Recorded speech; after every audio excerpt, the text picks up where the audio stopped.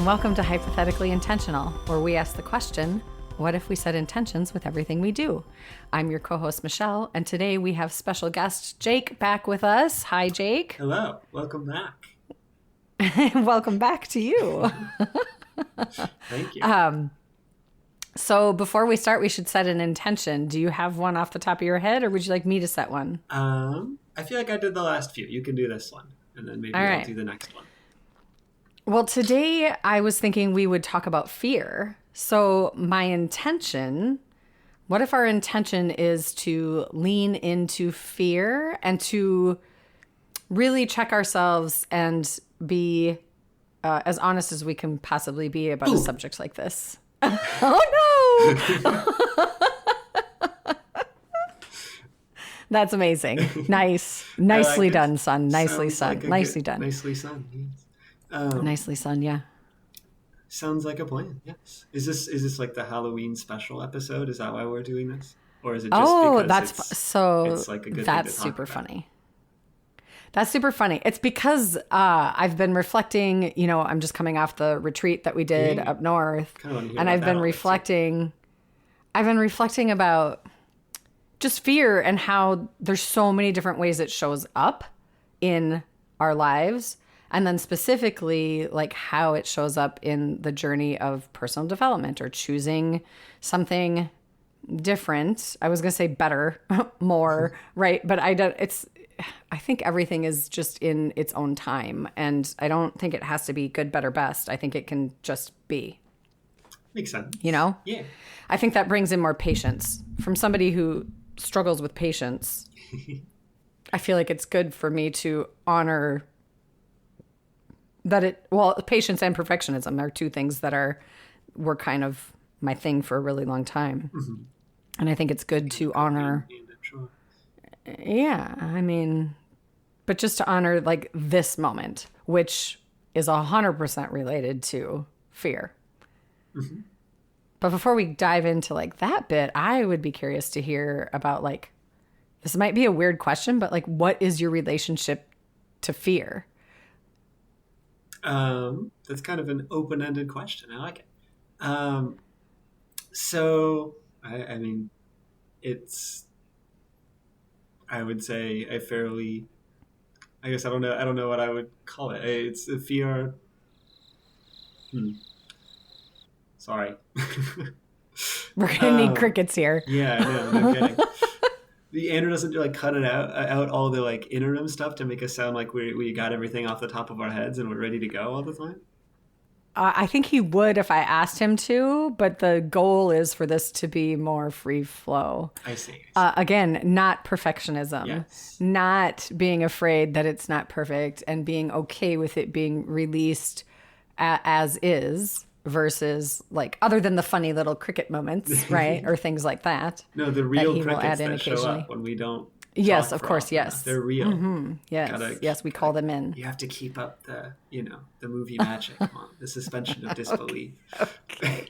Well, movie magic might be a way to leap into the topic of fear, especially if we're talking Halloween.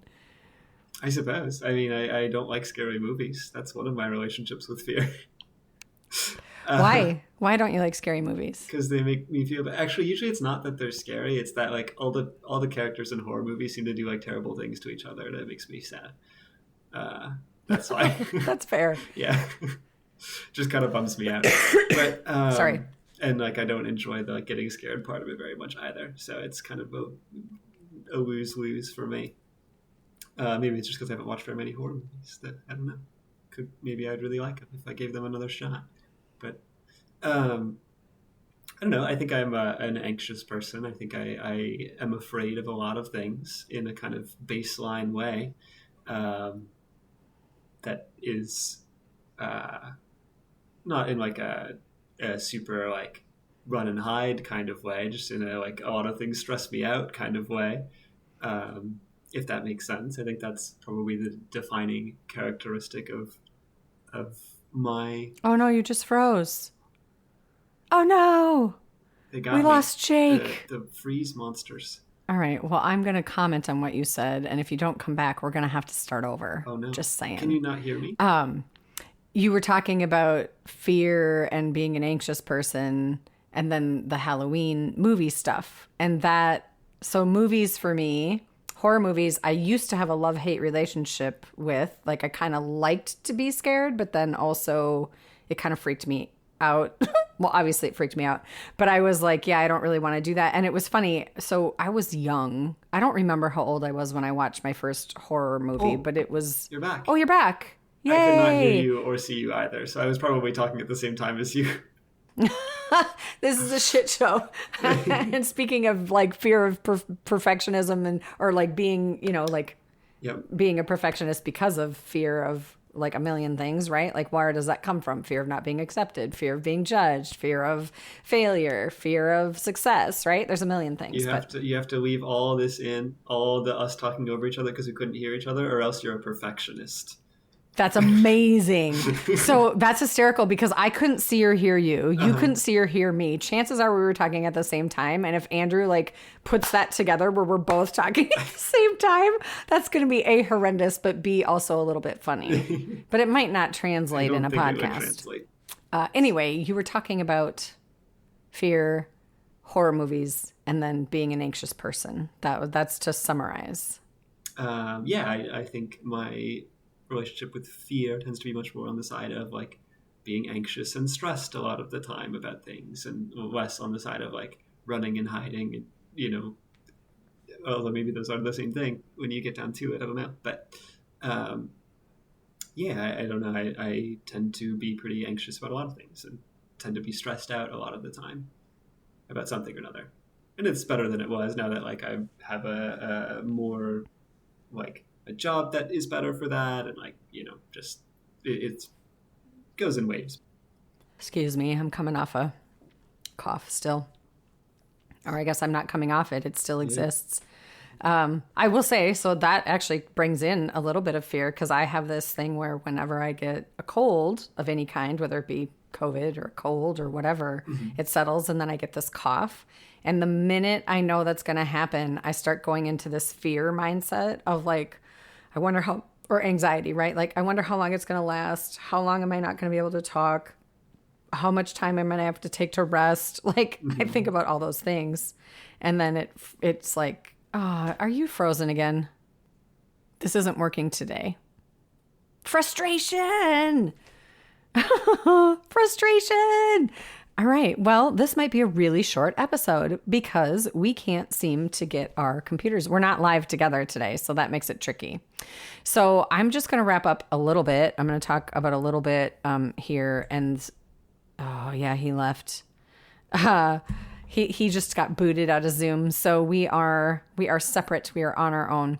So I think I'm just going to wrap this up and we will try again. And we may or may not use this episode. I apologize if this one gets launched because it has been a bit of a shit show. And that's okay. Sometimes that happens. It's funny to me that it's like we're talking about fear, perfectionism, anxiety, and stress. And then this whole thing is just going to pot. So, but for me, the horror movie thing when I was little, I don't think I was little, but I want to say I was like 10-ish, which is maybe not little for some people. But I watched Halloween with my best friend, my neighbor friend, and it scared the crap out of me. And then I remember like for the longest time, anytime I was alone or if I had to go downstairs or if I was in the dark, especially if I was alone in the dark, I would like replay scenes of that movie in my head, or I would hear the music, or I would like, it made me not want to be alone. And it made me play things in my head that were not helpful in any way, shape, or form. And I've been thinking about that a lot lately, about like those loops in our heads that we play, these thoughts where if we start to go down a rabbit hole or if we start to feed a certain kind of energy, it can get taken away and we can get carried away, and then it like heightens that fear state versus a calming state. I was just talking about this with a client the other day. We were talking about mindset, and she was saying, well, sometimes I go down these rabbit holes and it doesn't do me any good. And I was like, well, is that really how you want to spend your time? It's like and it's not as easy as simply just choosing to focus on another thing. But with practice, we can shift, just become more comfortable with fear and what it's telling us, and then not going down those loops. Like, I don't still have that loop where if I'm alone or in the dark, the Halloween music plays and I go down, the avenue of like what happened in that movie and how it freaks me out. So I think like when I think about fear a lot, I realize that that the fear it's about me thinking about the future, or about me like going down a thing that hasn't happened, likely won't happen. And if I can bring it back into the now, like, am I safe right now? If that answer is yes, I can switch my mindset and come in from a different place. So anyway, I see Jake is back. Hi, Jake. Hello, I'm back. I think it was my fault because I lost internet for like a minute. Oh, yeah. Because I usually, when mine does that, my internet says I have slow internet service, or my internet is unstable, I think is what it says, which makes me giggle. It's like, your internet is unstable, which is making me feel unstable because now I don't have the reliability of the tool that I'm using to help me with my job, right? Like, so frustrating, but it's also such a blessing. Technology is such a weird mixed bag for me, and it's your world. So how does that work for you? Do you get extra frustrated by it or less so? Because you know more. I don't know more about internet routers than you do, probably. That's part of it, is that I don't know more about most things. But well, I just meant like you're more comfortable. Yeah. I mean, I have more opportunities to be frustrated by technology by virtue of like spending a lot of my time at work trying to make it do things that I want it to do. But it's not too bad. Like, I also have more tools to use because I have to,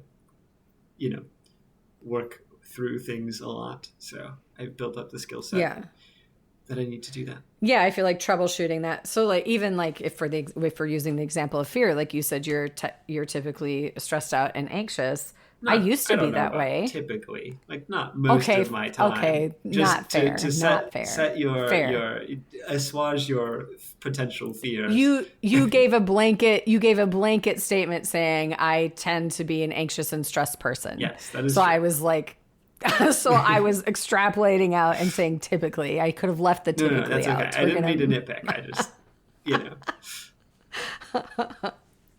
That's all right. If you don't want me to say it in that way, we need to not say it in that way. Because if it's not accurate, it's not accurate.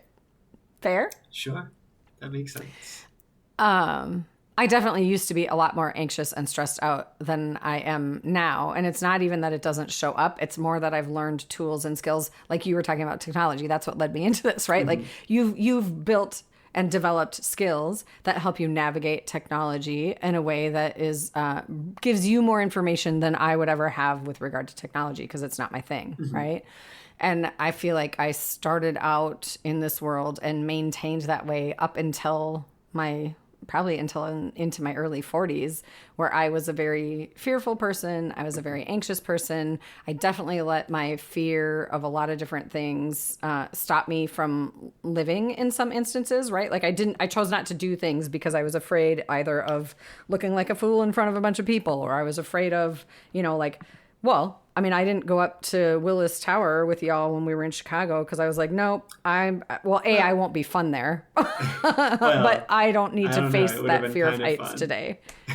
Well, you would have made fun of me for sure, but I also would have been crabby and I would have sworn a lot, and there were probably other kids up there and I didn't need to be that person because I don't have like that controlled, at least not at that time. I'm getting better. Because then when we did the roofs and balconies tour or whatever it was in Asheville, when we went to the Vanderbilt place, that one, I just I played, quote unquote, like noted my mindset and breathed and told myself I was safe and stopped like seeing myself fall off the balcony, because that's usually what I do. What were you going to say? Yeah, I mean, there's I think it's totally fine if there's something that you're like, I don't think the end goal is like going up in the Willis Tower necessarily. Like if that's not something that you think you'll enjoy, I don't think that there's anything to be gained from like making yourself do it, if that makes sense. Like it's not like a critically important experience, it feels like. But if it was something that like you wanted to do because, I don't know, if it was like something else that's more important, I guess, to you than going up in the Willis Tower or the Sears Tower or whatever. I think it changed names again.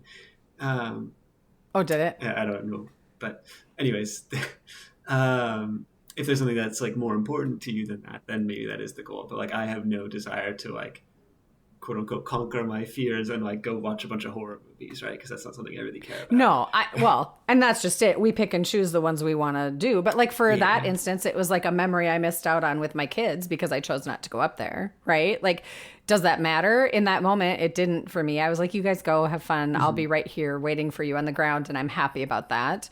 Watching horror movies is not something that I feel like I need to overcome. Can I watch one? Yes. Is it my first choice? No, never.